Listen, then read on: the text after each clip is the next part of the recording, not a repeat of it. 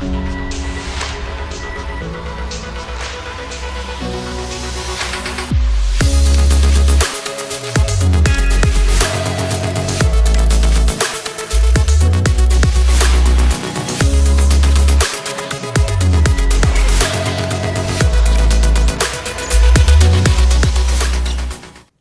et bienvenue dans cette nouvelle vidéo consacrée au Poco X3. J'ai pu faire l'acquisition d'un Poco X3 sur le Bon Coin, à un prix intéressant. C'est un modèle 128 Go, voilà, en gris fumé derrière. Voilà. Je voulais tester ce téléphone parce qu'il m'intéressait, il m'intriguait. Je n'avais jamais eu de téléphone Xiaomi ou consort. Et puis je voulais surtout tester cette ROM MIUI, voir à quoi ça ressemblait. Alors au niveau du téléphone, ça reste un téléphone sympathique.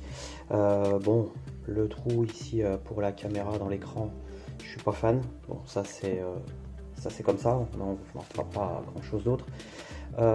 Simplement, je trouve que ce téléphone est assez équilibré.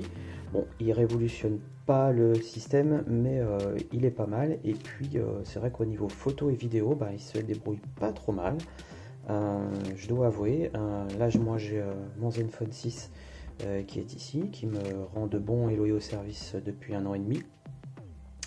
Je dois avouer quand même que y a des choses pas inintéressantes sur ce Poco. Déjà au niveau de la taille, on voit qu'on est un petit peu plus grand. C'est pas mal. Je ne savais pas si j'allais le router ou pas, parce que pour l'instant il est juste comme ça. Je l'ai démarré, j'ai fait joujou avec. Je l'ai pas encore routé. Je vais dire merci à Michel du Sud parce que il m'a rassuré sur le fait qu'on pouvait reverrouiller le bootloader, comme ça si je le garde pas ce téléphone, je pourrais le réinitialiser, le reverrouiller puis le remettre sur le Bon Coin. L'opération comme ça aurait été blanche pour moi. Je l'ai eu à 190 €, donc je le vendrai à peu près au même prix et puis comme ça ce sera fait. Il n'y aura pas de soucis. Concernant les caractéristiques, on va pas revenir dessus, c'est une ROM intéressante, très usine à gaz, plus encore que ce que j'avais avec le Zenfone 6. Bon, même si le Zenfone 6 je l'ai beaucoup trituré, et puis j'ai rajouté beaucoup de choses pour le personnaliser. Là j'ai encore rien fait, à part fluide gesture que j'ai mis sur les côtés pour avoir les gestures. Je trouve que les gestures de la ROM MIUI sont moins réactives. Alors est-ce que c'est parce que je suis habitué à l'autre téléphone, parce que c'est pas du tout le même processeur? J'en sais trop rien pour l'instant. J'ai trouvé 2-3 petits trucs, 2-3 petits bugs. Notamment des choses qui me plaisent pas trop. C'est par exemple quand on fait défiler, je trouve que c'est poussif quoi. Ça réagit pas très bien. C'est un petit peu, je trouve que ça accroche. Pourtant je suis en 120 Hz.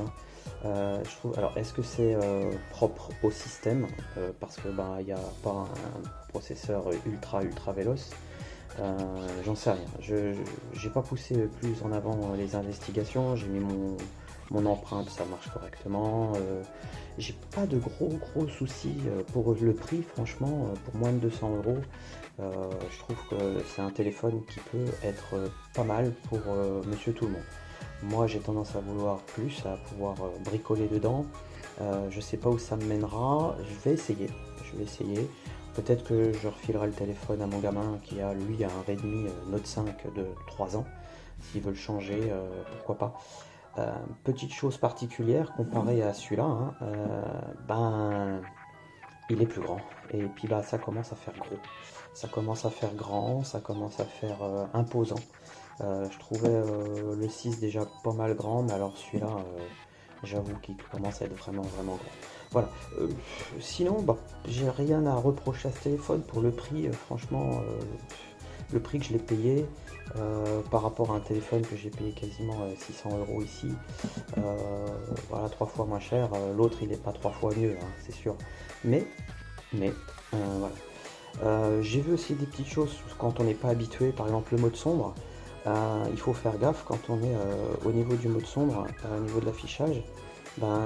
J'ai mis longtemps à comprendre que dans le mode sombre, il faut aussi enlever le planifier pour enlever, comment dire, le côté vraiment très assombri des choses. C'est tout bête, mais voilà, ajuster le contraste automatiquement, c'est des choses bizarres, mais voilà. Puis l'arôme minuit, vraiment, c'est fouillis, c'est pas très intuitif pour moi, donc faut que je m'habitue. Je pense que je vais arriver à en faire quelque chose. Voilà. Le son est tout à fait bon. Le son, franchement, le son stéréo est bon, hein, mieux que le Zenfone 6, là, il n'y a pas photo. Par contre, je trouve la prise jack un peu faiblarde. Donc là, le route, bah, ça permettra un petit peu de redonner un petit coup de boost, à mon avis, à ce téléphone.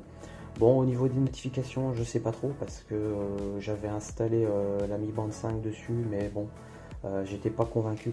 C'est vrai que j'avais pas fait tous les réglages parce qu'il y a tellement de réglages. Et puis en plus, j'utilise plus Mi Fit, j'utilise Notify and Fitness. Donc voilà, c'est un téléphone à voir dans le temps, à essayer, à triturer. Voilà. Je voulais juste faire cette petite vidéo assez courte, hein, pour vous dire que ben, je vais me mettre dedans et puis je vais vous dire ce que j'en pense dans quelques temps, de ce que je pourrais pu en faire. Je ne sais pas si ça deviendra mon téléphone de tous les jours, peut-être, peut-être pas, parce qu'il faut dire que je suis quand même très content du Zenfone 6.